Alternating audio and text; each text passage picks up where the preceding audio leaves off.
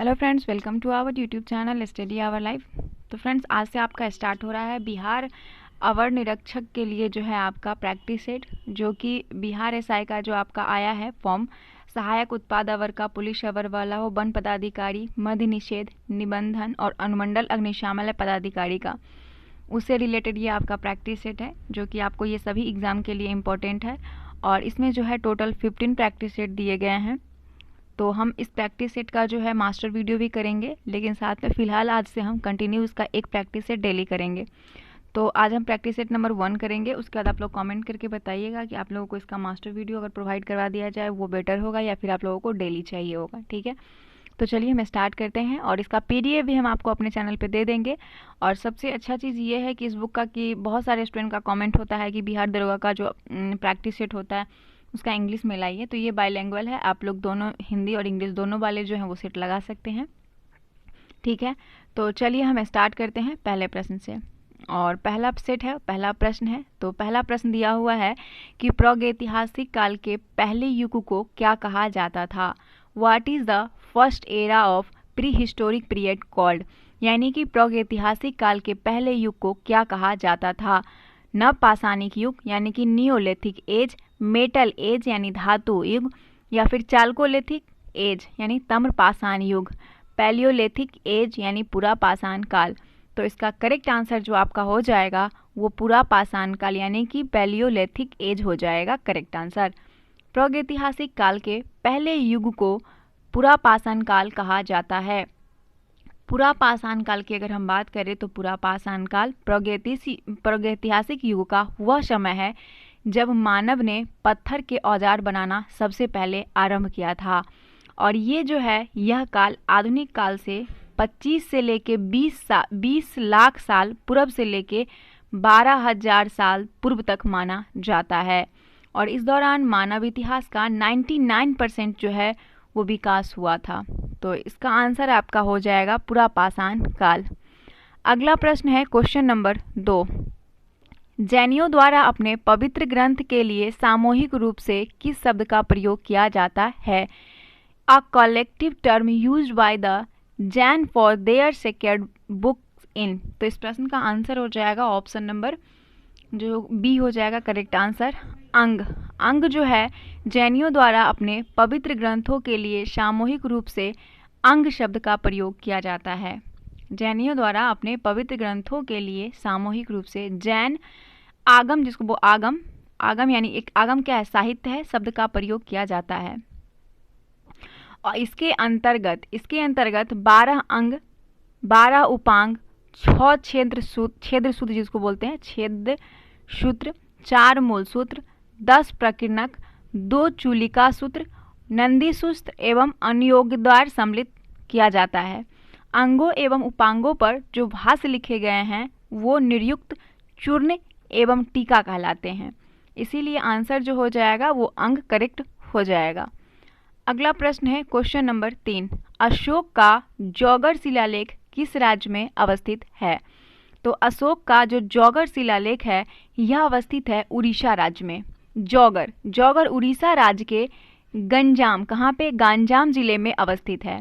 यहाँ से अशोक का चतुर्दश शिलालेख प्राप्त हुआ है। अशोक का चतुर्दश शिलालेख प्राप्त हुआ है जिसमें अशोक द्वारा कलिंग की प्रजा के प्रति पुत्रवत व्यवहार करने का आदेश दिया गया है। और इसकी खोज जो है वो 1850 ईस्वी में वाल्टर इलियट ने किया था। वाल्टर इलियट ने 1850 में इसका खोज किया था। अगला प्रश्न है बादामी चालुक्यों के बादामी जाने से पहले उनकी राजधानी डैश थी।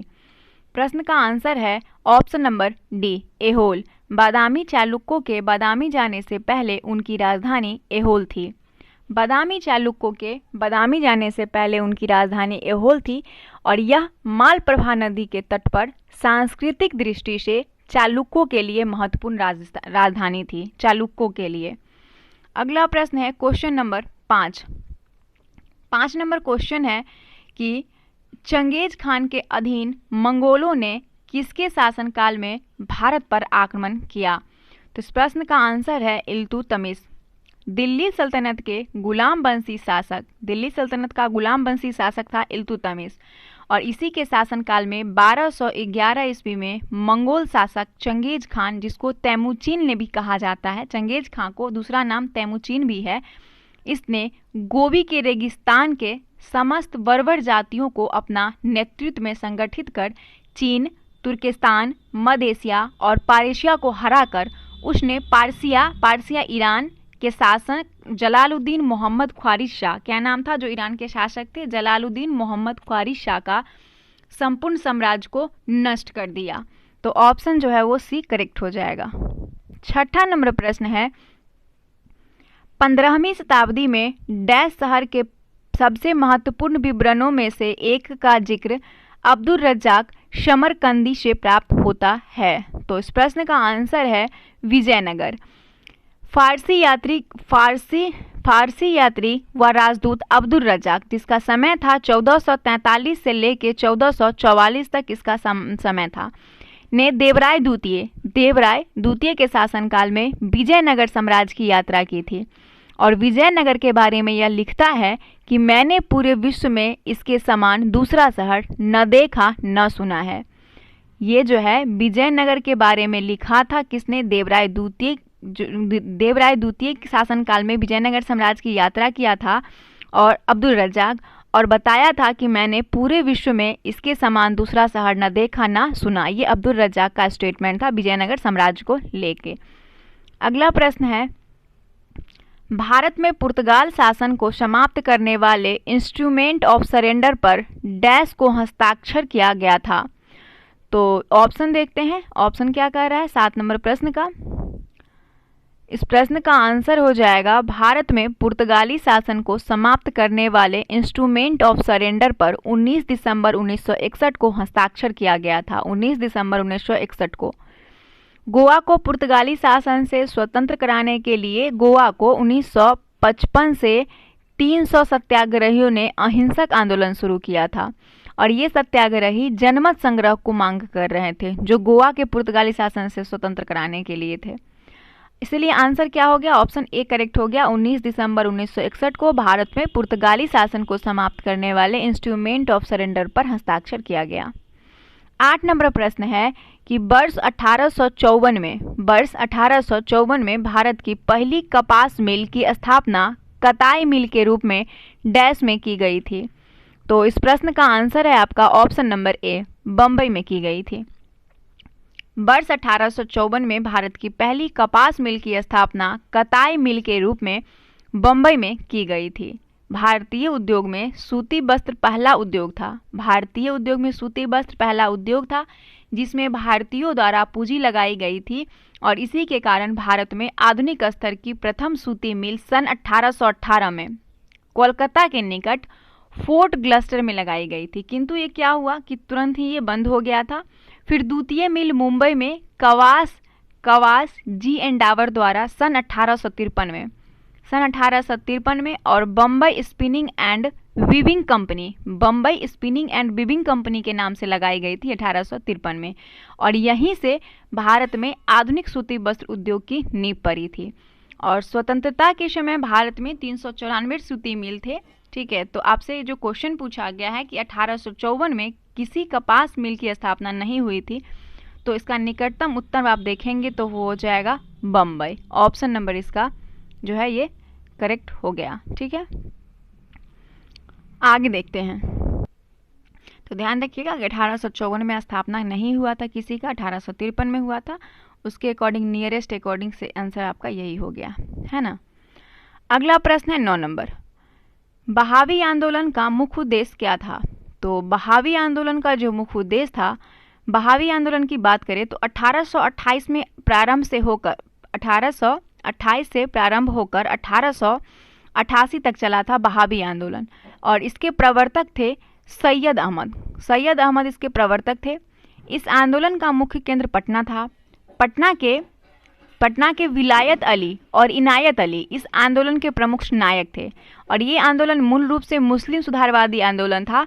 तो इसका आंसर हो जाएगा इस्लाम को परिशुद्ध करना, ये इसका कारण था, उद्देश्य था बहावी आंदोलन का। ठीक है, इस्लाम को परिशुद्ध करना। Option number B correct answer है। 10 नंबर प्रश्न देखिएगा। 10 नंबर प्रश्न कह रहा है कि कोई सत्याग्रही अहिंसा द्वारा विजय प्राप्त कर सकता है। कोई सत्याग्रही अहिंसा द्वारा विजय प्राप्त कर सकता है। तो वो अत्याचारियों की अंतरात्मा को प्रभावित करते हुए।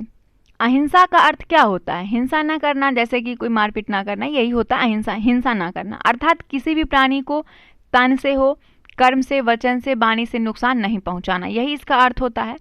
अत्याचारी की अंतरात्मा को प्रभावित करते हुए कोई व्यक्ति सत्याग्रही अहिंसा द्वारा विजय प्राप्त कर सकता है। और गांधी जी कहते थे कि ये सत्याग्रही अपनी सकारात्मक ऊर्जा से अत्याचारी के अंतरात्मा को पूरी तरह प्रभावित कर सकता है। इसीलिए आंसर आपका सी करेक्ट हो जाएगा। अगला प्रश्न है 12 नंबर, भारत के पश्चिमी बिंदु का नाम बताइए।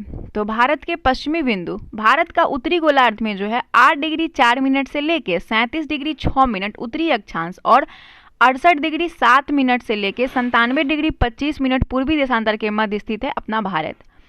हमारे देश के दक्षिण में हिंद महासागर, उत्तर में हिमालय पर्वत स्थित है। भारत का सबसे उत्तरी बिंदु, याद रखिएगा, भारत का सबसे उत्तरी बिंदु इंदिरा कौल और दक्षिणी बिंदु जो है मुख्य भूमि से दूर वृद्ध निकोबार द्वीप समूह में स्थित इंदिरा पॉइंट है दक्षिणी बिंदु। तो आपसे पूछा गया है कि भारत की पश्चिमी बिंदु, तो उत्तरी दक्षिणी तो आपको पता चल गया। इससे पहले पिग्मेलियन पॉइंट कहा जाता था किसको? जो वृद्ध निकोबार में स्थित है इंदिरा पॉइंट, उसको कहा जाता था। जबकि मुख्य भूमि में दक्षिणतम बिंदु केप कैमोरिन जो कि कन्याकुमारी तमिलनाडु में है। और भारत का पश्चिमी बिंदु गुजरात राज्य में स्थित गौर माता यानी गुहर मोती है पश्चिमी बिंदु। तो आंसर आपका हो जाएगा इसका ऑप्शन डी, जो गुजरात में है। निम्नलिखित में से किस पर्वत श्रृंखला की सर्वोच्च चोटियों में से एक महेंद्रगिरी चोटी है? महेंद्रगिरी चोटी है वो है आपका पूर्वी घाट। महेंद्रगिरी चोटी पूर्वी घाट की दूसरी सबसे ऊंची चोटी है। यह उड़ीसा राज्य के गंजम जिला में स्थित है। अगला प्रश्न है क्वेश्चन नंबर 13, गोवा राज्य का कुल क्षेत्रफल कितना है? तो गोवा राज्य का कुल क्षेत्रफल 3702 वर्ग किलोमीटर है। 3702 वर्ग किलोमीटर गोवा राज्य का कुल क्षेत्रफल है, जो कि यह भारत के क्षेत्रफल में सबसे छोटा और जनसंख्या में चौथा सबसे छोटा राज्य है। कौन? गोवा। अगला प्रश्न है 14 नंबर, इनमें से कौन सी नदी पंजाब राज्य से होकर नहीं गुजरती है? तो पंजाब राज्य से होकर जो नदी नहीं गुजरती है वो है गंगा। गंगा नदी का उद्गम उत्तराखंड के उत्तरकाशी जिले में गोमुख के निकट गंगोत्री हिमानी से होता है। और यह नदी जो है उत्तराखंड, उत्तर प्रदेश, बिहार, पश्चिम बंगाल, झारखंड राज्य से होकर गुजरती है। तो ऑप्शन जो है Ganga is the correct answer. Ganga Punjab से होकर नहीं गुजरती है। आगे देखेंगे, मेघालय की किन पहाड़ियों पर मानसिन डाम स्थित है? तो मेघालय के खासी पहाड़ी पर मानसिन डाम स्थित है। मानसिन डाम भारत के मेघालय राज्य के पूर्व खासी हिल्स जिले में बस्ती है। खासी हिल्स जिले में एक बस्ती है और इसकी राजधानी शिलोंग से लगभग 60 किलोमीटर दूर पर स्थित है। यह भारत का सर्वाधिक वर्षा वाला क्षेत्र है। ब्रह्मांड के अध्ययन को डैश के नाम से जाना जाता है? तो ब्रह्मांड के अध्ययन को जो है वो कॉस्मोलॉजी कहा जाता है। कॉस्मोलॉजी खगोल विज्ञान की वह शाखा है जिसमें ब्रह्मांड से जुड़ी प्रत्येक वस्तु का अध्ययन किया जाता है। अगला प्रश्न है 17 नंबर। 17 नंबर प्रश्न कह रहा है कि वर्ष के किस दिन पृथ्वी अपसौर का इंग्लिश होता है एफेलियन नामक स्थिति में सूर्य से सर्वाधिक दूरी पर होती है? तो इस प्रश्न का आंसर हो जाएगा आपका ऑप्शन नंबर सी, 4 जुलाई को। अपसौर 4 जुलाई को होता है अपसौर, और उपसौर याद रखिएगा 3 को होता है। तो छोटा है तो छोटा नाम भी है इसका, इसे याद रखिएगा। आपको बता दें कि प्रत्येक वर्ष 4 जुलाई को अपसौर यानी एपीहिलियन की स्थिति होती है। इसमें पृथ्वी सूर्य से अधिकतम दूरी पर यानी कि 15.2 किलोमीटर पर होता है। और उपसौर की बात करें, उपसौर यानी प्रीहेलियन, इस स्थिति में पृथ्वी सूर्य के निकटतम दूरी पर होती है। यह 3 जनवरी को बनती है, 3 जनवरी को। 18 नंबर है, पृथ्वी की पपरी में मुख्य रूप से डैश शामिल है? तो पृथ्वी की पपरी में मुख्य रूप से सिलिका शामिल है। सिलिका खनिज सिलिकॉन और ऑक्सीजन के सहयोग से बना है। सिलिका मुख्यतः क्रिस्टलीय जैसा क्वार्टराइज गुप्त क्रिस्टलीय जैसे चाल्सीडानी और फिल्ट तथा अक्रिस्टलीय जैसे ओपल के रूप में पाया जाता है, इसीलिए silica is the correct answer. अगला है भारत सरकार अधिनियम 1919 को किस और नाम से जाना जाता है? तो भारत सरकार अधिनियम 1919 को मोंटेग्यू जेम्सपोर्ट रिपोर्ट सुधार भी कहा जाता है। ऑप्शन नंबर डी जो है इसका D answer, Montagu Jamesport report is the correct answer. 1919 के अधिनियम को जाना जाता है। अगला है which of the following subject are part of the union list, यानी कि निम्नलिखित में से कौन से विषय संघ सूची के भाग हैं? बैंकिंग, कृषि, पुलिस, सार्वजनिक स्वास्थ्य। इसमें बैंकिंग जो है वो विषय संघ सूची के भाग हैं। बैंकिंग संघ सूची के विषय में केवल केंद्र सरकार यानी सांसद कानून बना सकती है, और इस सूची में टोटल 100 विषय हैं। 100 विषय हैं जिसमें रक्षा है, बैंकिंग, विदेशी मामले हो गया, मुद्रा, आणविक ऊर्जा, बीमा, संचार, केंद्र, ये सभी आपका आ जाता है। वहीं राज्य, व्यापार, वाणिज्य, जनगणना, लेखा परीक्षक आदि, पुलिस, कृषि, जन स्वास्थ्य राज्य सूची का विषय है। अगला प्रश्न आता है question number 21, under which article each citizen of India has been given the right to health, यानी किस अनुच्छेद के तहत भारत के प्रत्येक नागरिक को स्वास्थ्य का अधिकार दिया गया है? तो भारत के प्रत्येक नागरिक को हेल्थ का जो अधिकार यानी स्वास्थ्य का जो अधिकार है वो अनुच्छेद है आपका 21। अनुच्छेद 21 के तहत, अनुच्छेद 21 किसी भी व्यक्ति को विधि द्वारा स्थापित प्रक्रिया के अतिरिक्त उसके जीवन और व्यक्तिगत स्वतंत्रता के अधिकार से वंचित नहीं किया जा सकता है। Option number D correct answer है। 22 नंबर प्रश्न है कि constitutions which of the following articles to the constitutions of India cites that it is the duty of every citizen of India to develop a scientific temper humanism and the spirit of inquiry and reform, यानी भारतीय संविधान का कौन सा अनुच्छेद यह कहता है कि भारत के प्रत्येक नागरिक का कर्तव्य है कि वह वैज्ञानिक स्वभाव, मानवतावाद और जांच और सुधार की भावना विकसित करे? तो इस प्रश्न का आंसर हो जाएगा अनुच्छेद 51 का ए। भारतीय संविधान का आर्टिकल 51 का उपखंड ए, इसमें है नागरिक के मौलिक कर्तव्यों का उल्लेख, जिसमें 11 मूल कर्तव्य हैं, और इसके अनुसार हर भारतीय नागरिक का मौलिक कर्तव्य है कि वह मानववाद, वैज्ञानिक दृष्टिकोण तथा ज्ञान अर्जन एवं सुधार की भावना का विकास करे। अगला प्रश्न है, निम्नलिखित में से कौन भारत के राष्ट्रपति के चुनाव में भाग लेता है? तो भारत के राष्ट्रपति के चुनाव में जो भाग लेता है वो ऑप्शन आपका करेक्ट आंसर है संसद और राज्य के विधानसभाओं के दोनों सदनों के निर्वाचित सदस्य। ऑप्शन नंबर ए बिल्कुल करेक्ट आंसर है। आंसर अनुच्छेद 54 में, अनुच्छेद 54 के अनुसार राष्ट्रपति के निर्वाचन एक ऐसे निर्वाचक मंडल द्वारा किया जाएगा जिसमें संसद के दोनों सदन यानी लोकसभा और राज्यसभा के निर्वाचित सदस्य राज्य के विधानसभाओं के निर्वाचित सदस्य होंगे। ठीक है। और 70वें संविधान संशोधन 1992 द्वारा राष्ट्रीय राजधानी क्षेत्र दिल्ली तथा पुडुचेरी संघ शासित प्रदेश के विधानसभा के निर्वाचित सदस्य को भी राष्ट्रपति के निर्वाचक मंडल में शामिल किया गया। इस लाइन को भी याद रखिएगा। अगला प्रश्न है कि राज्यसभा अध्यक्ष के रूप में निम्नलिखित में से किसका उल्लेख किया जाता है? तो ऑप्शन नंबर सी वाइस प्रेसिडेंट को।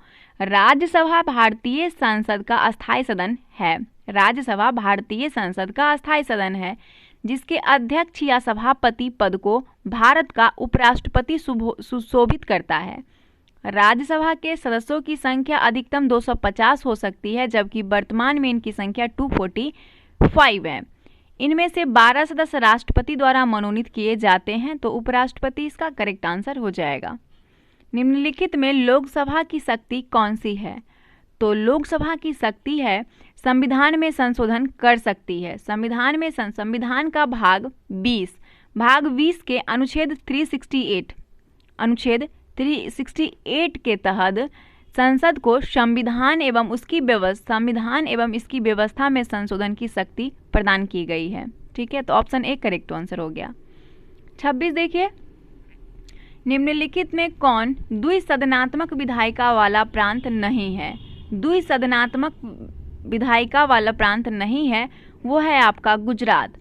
देखिए, गुजरात और जम्मू कश्मीर संघ शासित प्रदेश में विधान परिषद नहीं है और हाल ही में जम्मू कश्मीर की 2 केंद्र शासित प्रदेश जम्मू कश्मीर और लद्दाख में विभाजित कर दिया गया है ना। और इस विभाजन के बाद 1951 में गठित जम्मू कश्मीर विधान परिषद समाप्त हो गई। इसीलिए आंसर सी और डी दोनों सही होना चाहिए। सी और डी अब के अकॉर्डिंग दोनों सही होना चाहिए। 27 नंबर प्रश्न है कि निम्न में से कौन से राज्य 1987 ईस्वी में भारतीय संघ के 23वें, 24वें और 25वें राज्य के रूप में अस्तित्व में आया? तो 23, 24 और 25वां राज्य आपको बताना है। तो 20 फरवरी 1987 को मिजोरम, अरुणाचल प्रदेश 23वें, 24वें, इसमें याद रखें अरुणाचल प्रदेश और मिजोरम, अरुणाचल प्रदेश 23वें, 24वें में पूर्ण राज्य का दर्जा मिला था। और वहीं दूसरी तरफ आपका 30 मई 1987 ईस्वी को गोवा को 25वें राज्य का, तो मिजोरम को 23वां हो जाएगा। उसके बाद अरुणाचल प्रदेश को 24वां हो जाएगा और 25वां आपका गोवा हो जाएगा, है ना। तो आंसर क्या हो जाएगा इसका? बी करेक्ट हो जाएगा। बी मिजोरम, 23वां आपका मिजोरम, 24वां अरुणाचल प्रदेश और 25वां गोवा हो जाएगा। अगला प्रश्न है कि किस प्रकार के शासन में शासकों का चुनाव लोग करते हैं? तो लोकतंत्र में, डेमोक्रेटिक में करते हैं। विश्व के लगभग सभी देशों में सामान्यतः 3 प्रकार की शासन प्रणाली है। लोकतंत्रीय है, राजशाही है और तानाशाही है। इसमें से लोकतंत्रात्मक शासन व्यवस्था में शासकों का चुनाव लोग खुद करते हैं। इसका मतलब ये हुआ कि जनता जो है, जनता का शासन है और यह जनता के लिए, जनता के द्वारा, जनता पर शासन है। ठीक है। अगला प्रश्न आता है 29 नंबर। केंद्र राज्य संबंधों से संबंधित मुद्दों की जांच के लिए केंद्र सरकार ने किस आयोग की नियुक्ति की थी? तो इसका करेक्ट आंसर है सरकारिया आयोग का। सरकारिया आयोग का गठन जून 1983 में किया गया था और सरकारिया आयोग के अध्यक्ष सर्वोच्च न्यायालय के सेवानिवृत्त न्यायाधीश जिनका नाम था रंजीत सिंह सरकारिया, इन्होंने किया था, रंजीत सिंह सरकारिया ने। और इस आयोग के अन्य सदस्य थे R.S. सेन, V. शिवरमन, ये दोनों जो अन्य सदस्य थे।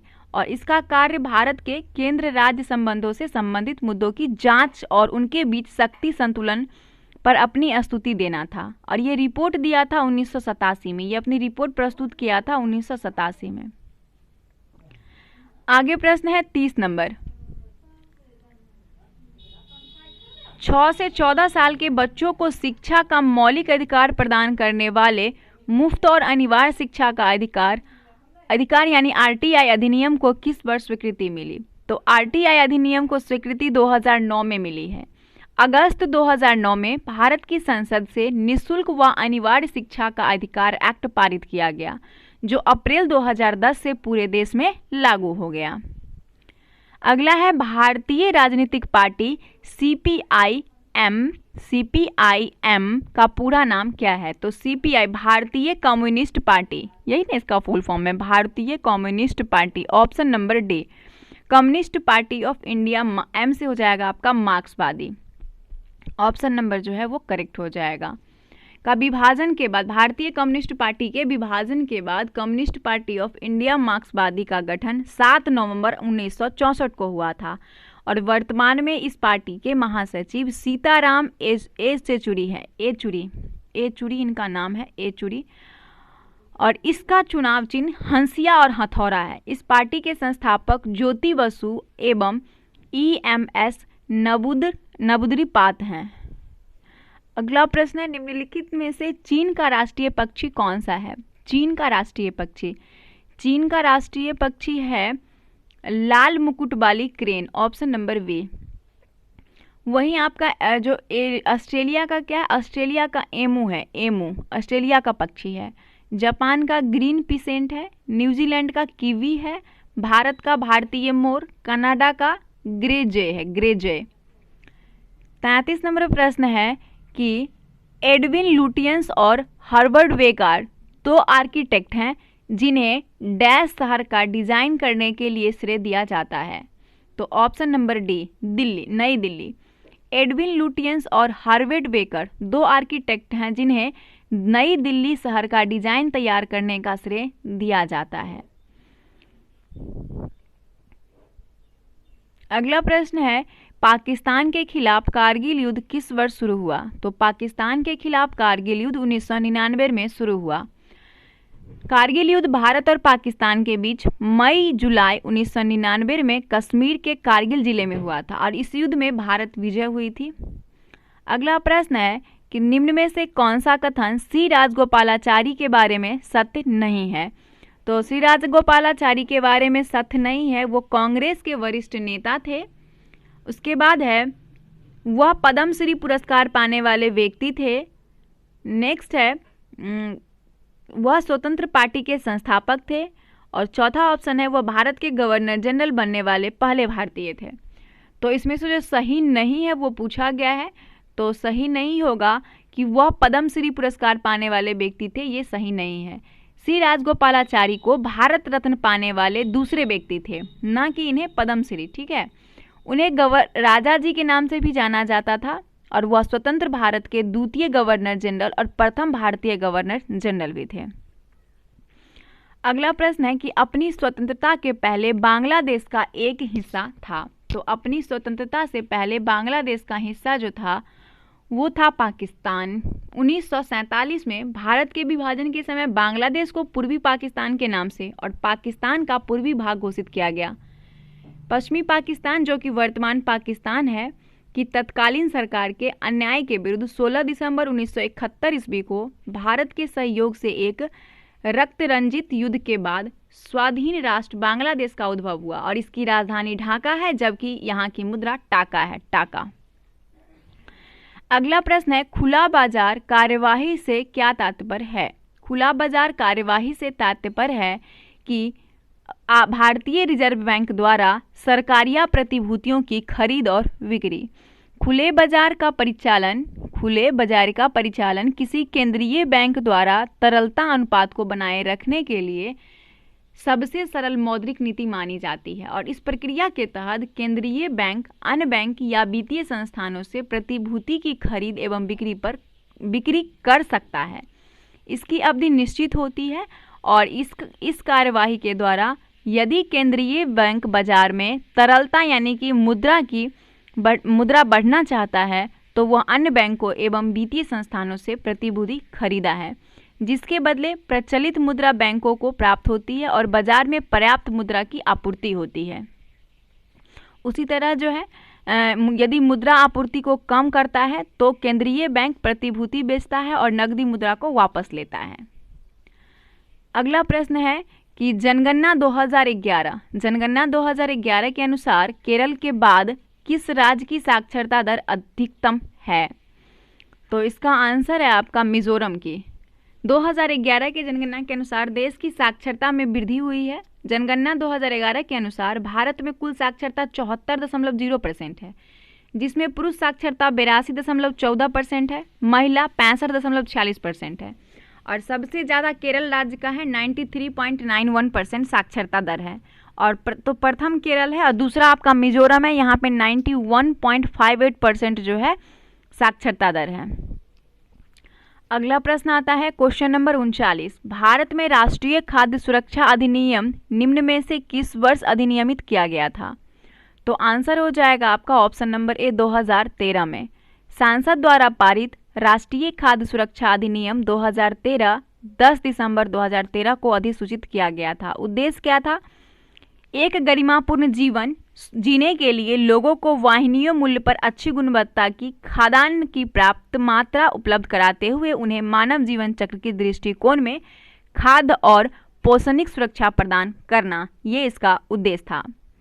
40 नंबर प्रश्न देखेंगे, भारत के प्रथम पंचवर्षीय योजना का प्रारंभ किस वर्ष हुआ था? तो प्रथम पंचवर्षीय योजना 1951 में प्रारंभ हुआ था और इस योजना इसे जो है यह भारत के योजना आयोग द्वारा विकसित कार्यान्वयन। बीमारू में एम किस राज्य को दर्शाता है? तो बीमारू जो एक संक्षिप्त नाम का सबका पहला लेटर है, तो बी से आपका बिहार हो जाएगा।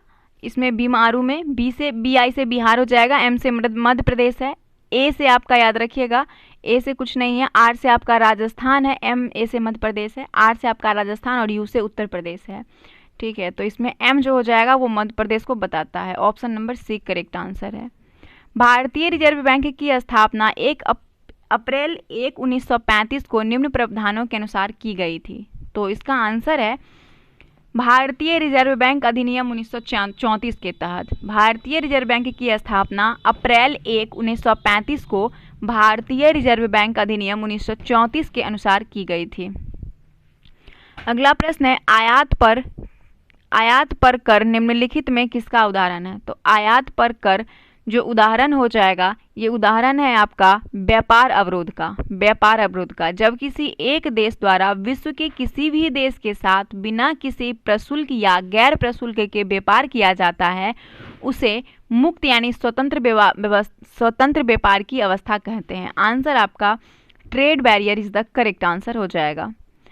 ध्वनि की तीव्रता मापने की इकाई को पहचाने। तो ध्वनि की तीव्रता मापी जाती है डेसिबल से। किससे? डेसिबल से। Option number D correct answer है। ध्वनि की तीव्रता या प्रबलता या उच्च तीव्रता वाली ध्वनि जिसको शोर बोलते हैं, आवाज डेसिमल में मापी जाती है। 1 पाउंड बराबर 10 औंस होता है। तो 1 पाउंड बराबर 16 औंस होते हैं। 1 पाउंड बराबर 16 औंस होते हैं। अगला प्रश्न है 46 नंबर, निम्नलिखित भौतिक मात्राओं में से कौन सी एक अदिश राशि है? तो अदिश राशि इसमें से यंग का मापांक जो है ये आपका अदिश राशि है। वो भौतिक राशि जिन्हें व्यक्त करने के लिए केवल परिमाण की आवश्यकता होती है, दिशा की नहीं, उसे अदिश राशि कहते हैं, है ना। इसीलिए आपका यंग का मापांक हो जाएगा।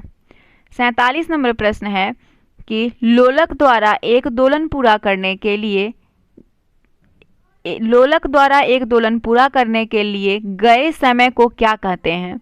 तो एक लोलक द्वारा एक दोलन पूरा करने में जो समय लिया जाता है उसे कहा जाता है आवर्तकाल। क्या कहते हैं? आवर्तकाल कहते हैं।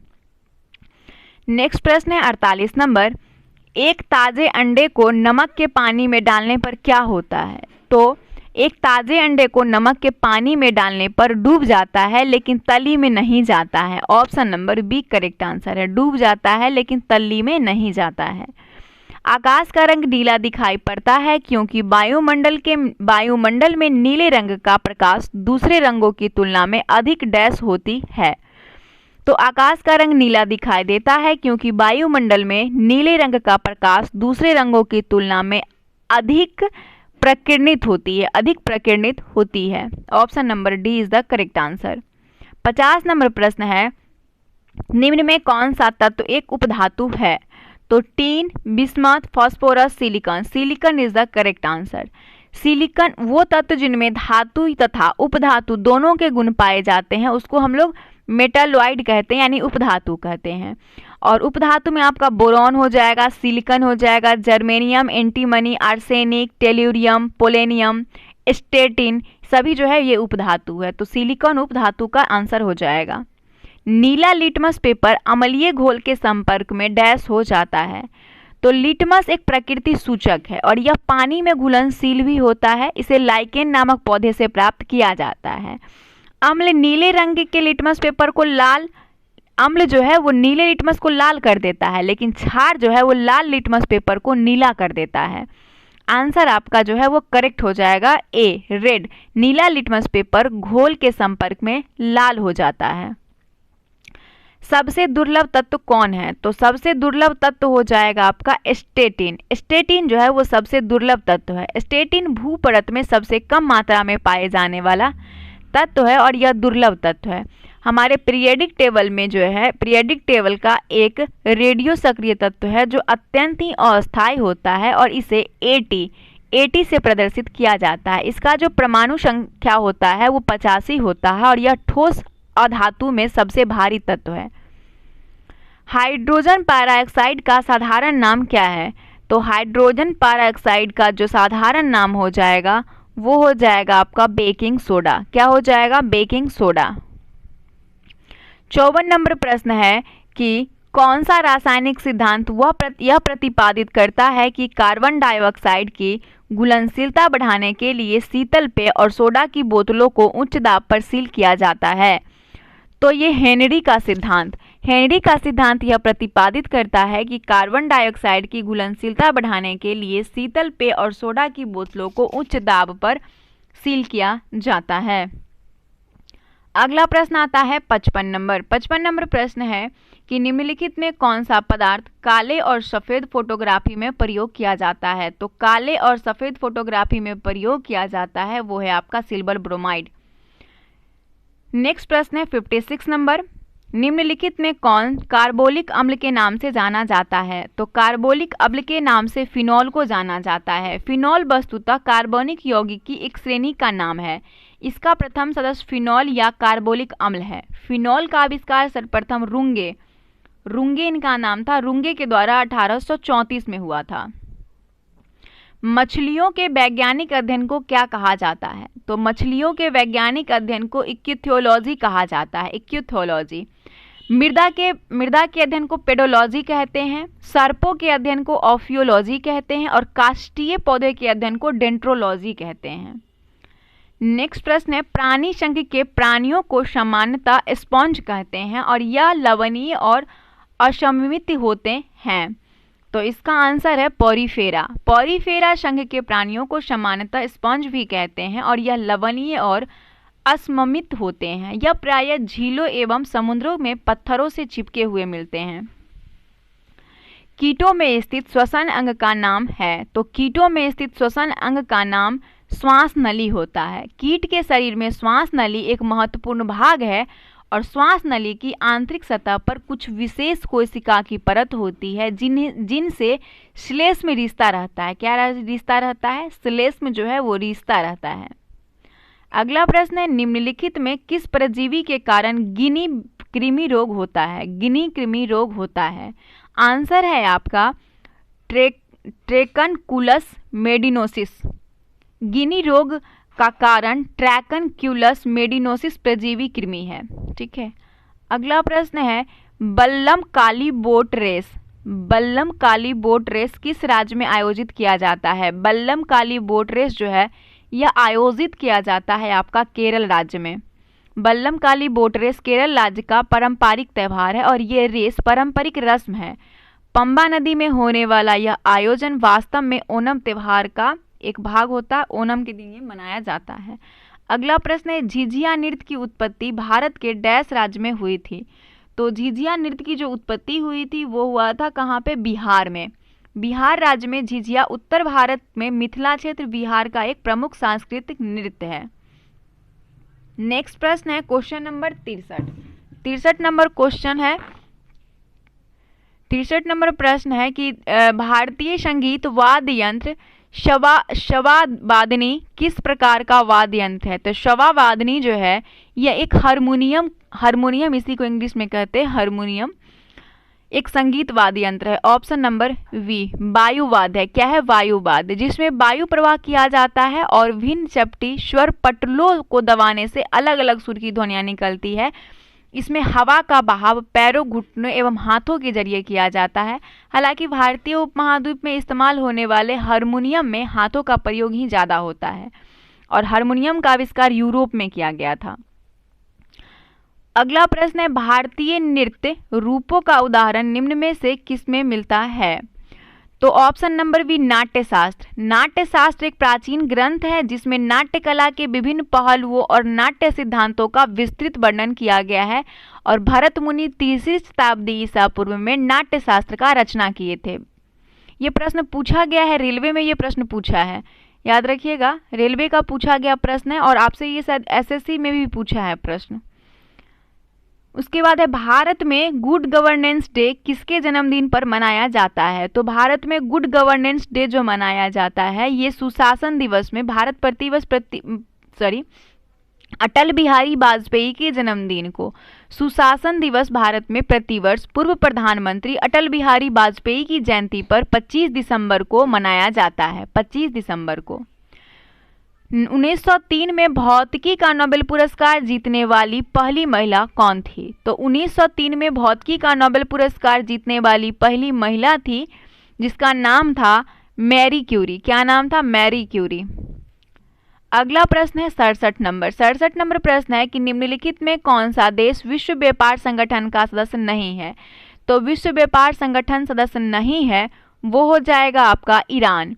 ईरान विश्व व्यापार संगठन का सदस्य राष्ट्र नहीं है, इसे पर्यवेक्षक राष्ट्र का दर्जा प्राप्त है। कैसा? पर्यवेक्षक राष्ट्र का दर्जा इसे प्राप्त है। विश्व व्यापार संगठन विश्व में व्यापार संबंधी अवरोधों को दूर कर वैश्विक व्यापार को बढ़ावा देने के लिए अंतर सरकारी संगठन है। इसकी स्थापना 1 जनवरी 1995 को मरकाज समझौते के तहत की गई थी, जिसका मुख्यालय जिनेवा में है। वर्तमान में इसमें 164 देश इसके सदस्य हैं और 29 जुलाई 2016 को अफगानिस्तान इसका 164वां देश बना था। ये सारा पॉइंट इंपॉर्टेंट है एग्जाम की दृष्टि से।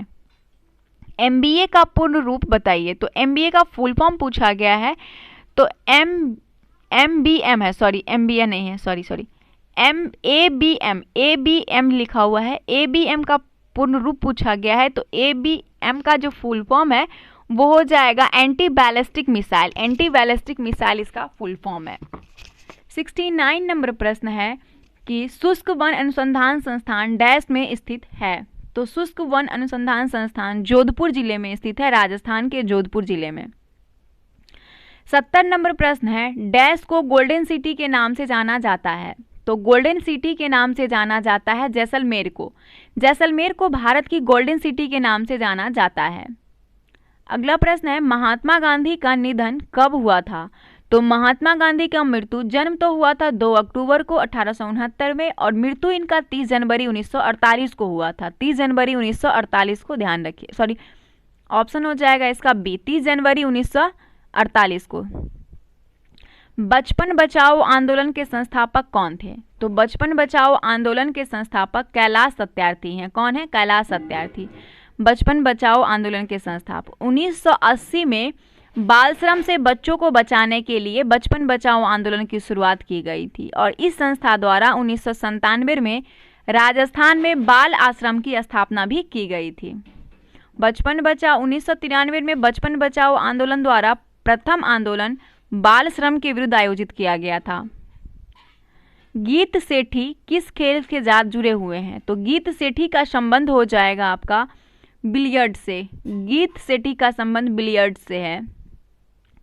74 नंबर प्रश्न है आपका। 74 नंबर प्रश्न कह रहा है कि निम्न में से किसे पादप जगत के उभयचर के नाम से जाना जाता है। तो पादप जगत के उभयचर के नाम से जाना जाता है ब्रायोफाइटस को। एम्फीबिया ग्रीक भाषा के 2 शब्द एम्फी और बायो से मिलकर बना है। एम्फी का अर्थ होता है उभय या दोनों और बायोस का अर्थ होता है जीवन। ठीक है, तो इस वर्ग के सदस्य जल और स्थल दोनों पर निवास करते हैं। जैसे आपका एग्जाम्पल मेढक क्या है, दोनों में रहता है। कंट्रोल यूनिट को कंप्यूटर का डैश कहा जाता है। तो कंट्रोल यूनिट को कंप्यूटर का जो है वो स्नायु केंद्र अथवा मस्तिष्क कहा जाता है। CPU सेंट्रल प्रोसेसिंग यूनिट जो है यही इसका प्रमुख घटक हो जाएगा, ध्यान रखिएगा। कंप्यूटर शब्दावली में निबल को डैश भी कहा जाता है। तो कंप्यूटर शब्दावली में निबल को कहा जाता है, निबल को क्या कहा जाता है? आधा बाइट कहा जाता है। आधा बाइट 4 बीट होता है, 4 बीट को एक निबल कहा जाता है। अगला प्रश्न है निम्नलिखित में कौन सी एक बाइनरी संख्या है। तो बाइनरी संख्या आपसे पूछा गया है, तो बाइनरी संख्या आपका 0 और 1 होता है। 0 और 1 बाइनरी संख्या होता है, तो इसमें से जो ए ऑप्शन है 100101 ये बाइनरी संख्या है। अगला प्रश्न है 78 नंबर। सर्वर वो कंप्यूटर है जो संसाधन उपलब्ध कराते हैं जो कि डैश से जुड़े होते हैं। तो सर्वर वह कंप्यूटर प्रोग्राम या कंप्यूटर मशीन है जो नेटवर्क से जुड़े प्रत्येक कंप्यूटर को विभिन्न सेवाएं प्रदान करता है। Option number B, network. Ecology शब्द की रचना किसने की थी। तो इकोलॉजी शब्द की रचना अर्नेस्ट हेकल ने किया था। सबसे पहले अर्नेस्ट हेकल नामक प्राणी वैज्ञानिक शास्त्री जो थे 1869 में इकोलॉजी शब्द का प्रयोग किए थे। ग्रेट बैरियर रीफ कहाँ अवस्थित है। तो ग्रेट बैरियर रीफ प्रशांत महासागर में है और कोरल रीफ ऑस्ट्रेलिया के क्विंसलैंड द्वीप के सहारे 2300 किलोमीटर लंबे क्षेत्र में फैला है कोरल रीफ। तो आंसर इसका पैसिफिक ओशियन हो जाएगा। 81 नंबर प्रश्न कह रहा है कि भारत की G20 अध्यक्षता के तहत सस्टेनेबल फाइनेंशियल वर्किंग ग्रुप की पहली बैठक 2 फरवरी 2023 को कहाँ हुई? तो इसकी जो पहली बैठक हुई थी ये हुई थी आपका गुवाहाटी में। भारत की G20 अध्यक्षता के तहत सस्टेनेबल फाइनेंशियल वर्किंग ग्रुप की पहली बैठक 2 फरवरी 2023 को गुवाहाटी में आयोजित की गई थी। 82 नंबर प्रश्न है। 82 नंबर प्रश्न कह रहा है कि विश्व आर्द्रभूमि दिवस जो कि 2 फरवरी को मनाते हैं कि 2023 की थीम क्या थी? तो 2 फरवरी को विश्व आर्द्रभूमि दिवस मनाया जाता है और 2023 में इसका थीम था it's time for wetland restoration. It's time for wetland restoration. UPI lite feature launch करने वाला पहला भुगतान बैंक कौन बन गया? तो यूपीआई लाइट जो है फरवरी 2023 में Paytm payments bank UPI lite feature launch करने वाला पहला बैंक बन गया है, Paytm payments. Option number A. 7 फरवरी 2023 को ड्रोन के लिए भारत का पहला ट्रैफिक मैनेजमेंट सिस्टम किसने लॉन्च किया? तो इसका आंसर है आपका option number B, Sky Air. Sky Air की बात करें तो 7 फरवरी 2023 को स्काई एयर ने ड्रोन के लिए भारत का पहला ट्रैफिक मैनेजमेंट सिस्टम लॉन्च किया। नेक्स्ट प्रश्न आता है कि फरवरी 2023 में किस राज्य सरकार ने वन फैमिली वन आईडी के निर्माण के लिए पोर्टल लॉन्च किया है? तो इस प्रश्न का आंसर है उत्तर प्रदेश। उत्तर प्रदेश सरकार जो है फरवरी 2023 में यूपी सरकार ने वन फैमिली वन आईडी के निर्माण के लिए पोर्टल लॉन्च किया है। नेक्स्ट प्रश्न आता है क्वेश्चन नंबर 86। फरवरी 2023 में केंद्रीय शिक्षा मंत्री ने बच्चों के लिए अनेक मूलभूत वर्ष में शिक्षण और अध्यापन सामग्री का शुभारंभ किया, इसका नाम क्या है? तो फरवरी 2023 में 20 फरवरी 2023 को केंद्रीय शिक्षा मंत्री जो धर्मेंद्र प्रधान हैं ने नई दिल्ली में बच्चों के प्रारंभिक वर्ष के लिए एक शिक्षण अध्यापन सामग्री जादुई पिटारा का शुभारंभ किया, जादुई पिटारा। अगला है मिष्टी। फरवरी 2023 में घोषित मिष्टी योजना किससे संबंधित है? तो 1 फरवरी 2023 को बजट में मिष्टी का फुल फॉर्म है mangrove initiative for shoreline habitats and tangible incomes, है ना। इस योजना की घोषणा की गई और इसका मुख्य उद्देश्य समुद्र तट के किनारे साल्ट पैन लैंड्स पर मैग्रोव एवं वृक्षारोपण करना और तथा मैग्रोव को संरक्षित करना। तो ऑप्शन जो है एक करेक्ट आंसर है मैग्रोव। अगला है पीएम प्रणाम योजना की घोषणा फरवरी 2023 में की गई, इसका क्या उद्देश्य है? तो PM programme for restoration awareness nourishment and emulations of mother earth, यही इसका फुल फॉर्म है ना, की घोषणा की गई। और इस योजना का उद्देश्य राज्य और केंद्र शासित प्रदेश में वैकल्पिक उर्वरकों के उपयोग को बढ़ावा देना तथा रासायनिक उर्वरकों को संतुलित उपयोग को प्रोत्साहित करना। ऑप्शन नंबर जो है स्वास्थ्य के बुनियादी ढांचों को बढ़ाना, ये इसका सी जो है सी हो जाएगा यहाँ ना। कृषि में रासायनिक उर्वरकों के प्रयोग को कम करना, इसका करेक्ट आंसर हो जाएगा पीएम प्रणाम का ऑप्शन नंबर सी। क्या है? To reduce the use of chemical fertiliser in agriculture. अगला प्रश्न है फरवरी 2023 में अंतर्राष्ट्रीय मातृभाषा पुरस्कार से किसे सम्मानित किया गया? तो अंतर्राष्ट्रीय मातृभाषा पुरस्कार से सम्मानित किया गया डॉक्टर महेंद्र कुमार मिश्र को। 21 फरवरी 2023 को महेंद्र कुमार मिश्रा को इंटरनेशनल मदर लैंग्वेज अवार्ड से सम्मानित किया गया और उन्हें बांग्लादेश की प्रधानमंत्री शेख हसीना से बांग्लादेश के ढाका में यह पुरस्कार मिला है। अगला प्रश्न आता है कि पत्रकारिता में उत्कृष्टता के लिए प्रतिष्ठित राजा राम मोहन राय राष्ट्रीय पुरस्कार किसे दिया गया? तो राजा राम मोहन राय पुरस्कार एबी के प्रसाद को दिया गया। 28 फरवरी 2023 को प्रेस काउंसिल इंडिया द्वारा बायोवृद्ध पत्रकार डॉक्टर एम.बी. के प्रसाद को पत्रकारिता में उत्कृष्ट के लिए प्रतिष्ठित राजा राम मोहन राय राष्ट्रीय पुरस्कार से सम्मानित किया गया। 91 नंबर प्रश्न है आपका, 91 नंबर, जो कि यहाँ पे आपका मैथ और रीजनिंग का प्रश्न देखने को मिलेगा। तो यहाँ पे आंसर आप बना लीजिएगा। समुच्चय से क्वेश्चन दिया हुआ है कि उस समुच्चय का चयन कीजिए जिसमें संख्या आपस में उसी प्रकार संबंधित है जिस प्रकार निम्नलिखित समुच्चय की संख्या आपस में संबंधित है।